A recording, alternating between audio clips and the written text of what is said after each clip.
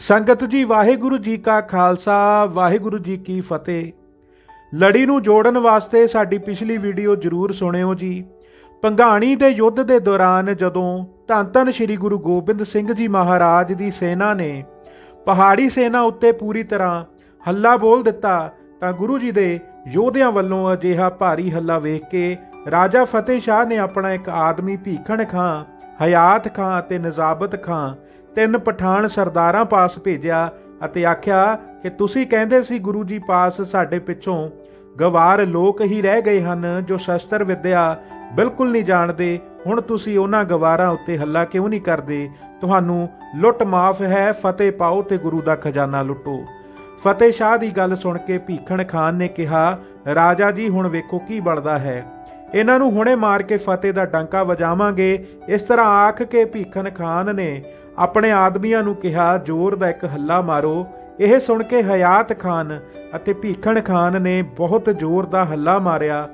ਦੋਹਾਂ ਪਾਸਿਆਂ ਤੋਂ ਗੋਲੀਆਂ ਤੇ ਤੀਰਾਂ ਦੀ ਵਰਖਾ ਹੋਣ ਲੱਗੀ, ਜਿਸ ਨਾਲ ਬੇਅੰਤ ਸੂਰਮੇ ਫੱਟੜ ਹੋ ਗਏ। ਲਹੂ ਨਾਲ ਧਰਤੀ ਲਾਲ ਹੋ ਗਈ।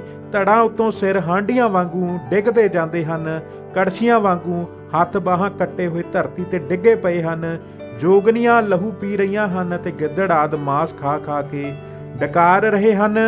ਕੋਈ ਜ਼ਖਮੀ ਧਰਤੀ ਉੱਤੇ ਪਿਆ ਪਾਣੀ ਮੰਗ ਰਿਹਾ ਹੈ, ਕੋਈ ਤੜਫ ਰਿਹਾ ਹੈ। ਇਸ ਘਮਸਾਨ ਦੀ ਜੰਗ ਵਿੱਚ ਜਦ ਸੂਰਮੇ ਇੱਕ ਦੂਜੇ ਉੱਤੇ ਤਲਵਾਰਾਂ ਨਾਲ ਵਾਰ ਕਰ ਰਹੇ ਸਨ, ਉਸ ਸਮੇਂ ਮਹੰਤ ਕਿਰਪਾਲ ਨੇ ਆਖਿਆ, ਸਤਿਗੁਰ ਜੀਓ, ਜੇ ਆਗਿਆ ਦਿਓ ਤਾਂ ਮੈਂ ਹਯਾਤ ਖਾਨ ਨਾਲ ਟੱਕਰ ਲਵਾਂ। ਇਹ ਲੂਣ ਹਰਾਮ ਬਹੁਤ ਅੱਗੇ ਵਧਿਆ ਆ ਰਿਹਾ ਹੈ। ਸਤਿਗੁਰੂ ਜੀ ਨੇ ਹੱਸ ਕੇ ਕਿਹਾ, ਸੰਤ ਜੀ, ਤੁਹਾਡੇ ਪਾਸ ਕੋਈ ਸ਼ਸਤਰ, ਬੰਦੂਕ, ਤਲਵਾਰ, ਨੇਜ਼ਾ ਅਥਵਾ ਧਨੁੱਖ, ਬਾਣ ਆਦਿਕ ਨਹੀਂ ਹੈ, ਫਿਰ ਤੁਸੀਂ ਵੈਰੀ ਦਾ ਕਿਸ ਤਰ੍ਹਾਂ ਨਾਸ਼ ਕਰਨਾ ਚਾਹੁੰਦੇ ਹੋ?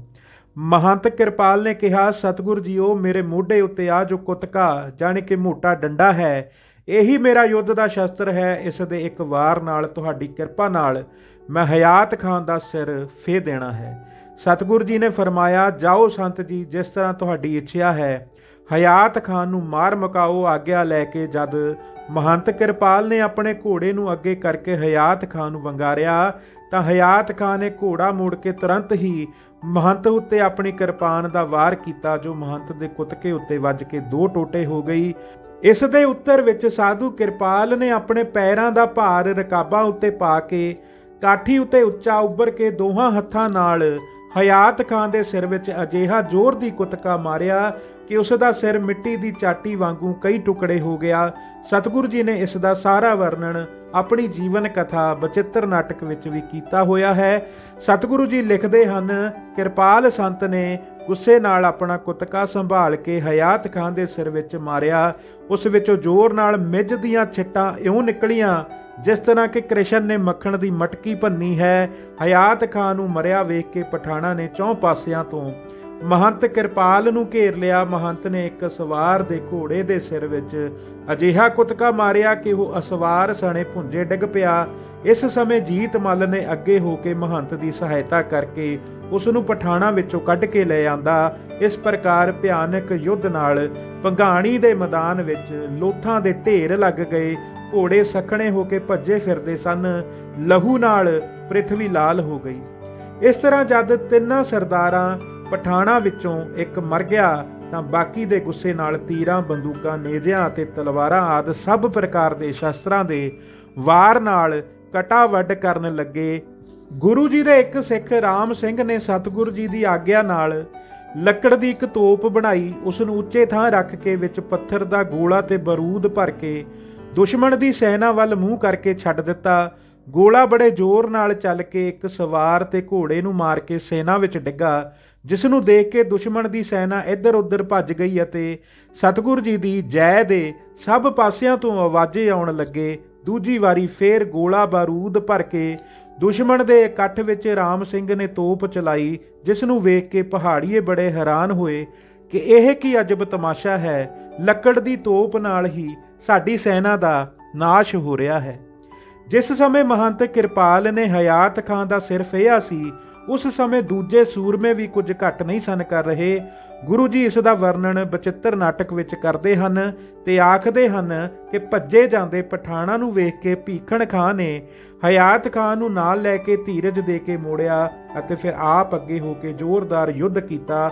ਇੱਧਰ ਸਾਹਿਬ ਚੰਦ ਅਤੇ ਉਸ ਦੇ ਸਾਥੀਆਂ ਨੇ ਵੀ ਬੜੀ ਤੇਜ਼ੀ ਨਾਲ ਅੱਗੇ ਵੱਧ ਕੇ ਤੀਰਾਂ ਤਲਵਾਰਾਂ ਦੇ ਵਾਰ ਕਰਕੇ ਵੈਰੀਆਂ ਨੂੰ ਉਥਲ-ਪੁਥਲ ਕਰਕੇ ਹੈਰਾਨ ਕਰ ਦਿੱਤਾ। ਦੋਹਾਂ ਪਾਸਿਆਂ ਤੋਂ ਜੰਮ ਕੇ ਘਮਸਾਨ ਦਾ ਜੰਗ ਹੋ ਰਿਹਾ ਸੀ ਤਾਂ ਰਾਜਾ ਹਰੀ ਚੰਦ ਹੰਡੂਰੀਆ ਨੇ ਬਹੁਤ ਕ੍ਰੋਧ ਨਾਲ ਤੀਰ ਮਾਰ-ਮਾਰ ਕੇ ਕਈ ਘੋੜੇ ਅਤੇ ਯੋਧਿਆਂ ਨੂੰ ਫੱਟੜ ਕਰਕੇ ਗੁਰੂ ਜੀ ਦੇ ਯੋਧਿਆਂ ਨੂੰ ਪਿੱਛੇ ਹਟਾ ਦਿੱਤਾ। ਫਿਰ ਸਾਹਿਬ ਚੰਦ ਨੇ ਵੀ ਆਪਣੇ ਯੋਧਿਆਂ ਨੂੰ ਧੀਰਜ ਦੇ ਕੇ ਪਿੱਛੇ ਖੜਾ ਕੀਤਾ ਤੇ ਵੈਰੀਆਂ ਉੱਤੇ ਤੀਰਾਂ ਦੀ ਜ਼ੋਰਦਾਰ ਵਰਖਾ ਕੀਤੀ।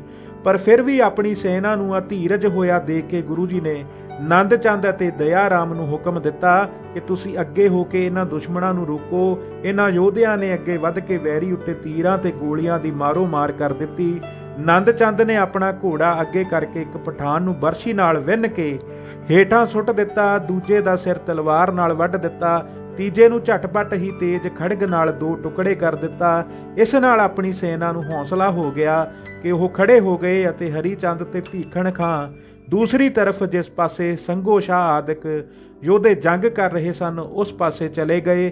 ਜਦ ਹੰਡੂਰੀ ਰਾਜਾ ਕਿਰਪਾਲ ਨੂੰ ਆਉਂਦਿਆਂ ਵੇਖਿਆ ਤਾਂ ਅੱਗੋਂ ਸੰਘੋ ਸ਼ਾਹ ਵੀ ਧਨੁੱਖ ਬਾਣ ਲੈ ਕੇ ਖੜਾ ਹੋ ਗਿਆ ਅਤੇ ਬੇਅੰਤ ਬਾਣਾਂ ਦੀ ਵਰਖਾ ਕਰਨ ਲੱਗਾ, ਜਿਨ੍ਹਾਂ ਨਾਲ ਪਹਾੜੀ ਸੂਰਮਿਆਂ ਦੇ ਸਰੀਰਾਂ ਦੇ ਅੰਗ ਟੁੱਟ ਗਏ। ਉਧਰ ਹੁਣ ਮਦਕਰ ਸ਼ਾਹ ਚੰਦੇਲ ਦੇ ਰਾਜੇ ਨੇ ਆਪਣੀ ਸੈਨਾ ਨਾਲ ਹੱਲਾ ਬੋਲ ਕੇ ਤੀਰਾਂ ਦੀ ਝੜੀ ਲਾ ਦਿੱਤੀ। ਇਸ ਤਰ੍ਹਾਂ ਦੋਹਾਂ ਪਾਸਿਆਂ ਤੋਂ ਸੂਰਮੇ ਕਰੋਧ ਨਾਲ ਇੱਕ ਦੂਜੇ ਉੱਤੇ ਵਾਰ ਕਰਨ ਲੱਗੇ। ਗੁਰੂ ਜੀ ਲਿਖਦੇ ਹਨ, ਜੋ ਲੜੇ ਸਨ ਉਹ ਸਾਰੇ ਸ਼ਹੀਦ ਹੋ ਗਏ, ਜੋ ਨਹੀਂ ਲੜੇ ਉਹਨਾਂ ਭੱਜ ਕੇ ਜਾਨ ਬਚਾਈ। ਫਤਿਹ ਸ਼ਾਹ ਦੂਰ ਖੜਾ ਹੋ ਕੇ ਜੰਗ ਨੂੰ ਵੇਖ ਰਿਹਾ ਸੀ ਅਤੇ ਜੋ ਕੋਈ ਜਵਾਨ ਭੱਜਦਾ ਸੀ ਤਾਂ ਉਸ ਨੂੰ ਹੱਲਾਸ਼ੇਰੀ ਦੇ ਕੇ ਰੋਕਦਾ ਸੀ। ਇਸ ਘਮਸਾਨ ਦੇ ਜੰਗ ਵਿੱਚ ਬੁੱਧੂ ਸ਼ਾਹ ਦੇ ਕੁਝ ਜਵਾਨ ਅਤੇ ਦੂਜਾ ਲੜਕਾ ਵੀ ਸ਼ਹੀਦ ਹੋ ਗਿਆ ਸੀ। ਸੰਗਤ ਜੀ, ਲੜੀ ਨੂੰ ਜੋੜਨ ਵਾਸਤੇ ਸਾਡੀ ਅਗਲੀ ਵੀਡੀਓ ਦਾ ਇੰਤਜ਼ਾਰ ਜ਼ਰੂਰ ਕਰਨਾ ਜੀ। ਧੰਨ ਧੰਨ ਸ਼੍ਰੀ ਗੁਰੂ ਗੋਬਿੰਦ ਸਿੰਘ ਜੀ ਮਹਾਰਾਜ। ਵਾਹਿਗੁਰੂ ਜੀ ਕਾ ਖਾਲਸਾ, ਵਾਹਿਗੁਰੂ ਜੀ ਕੀ ਫਤਿਹ।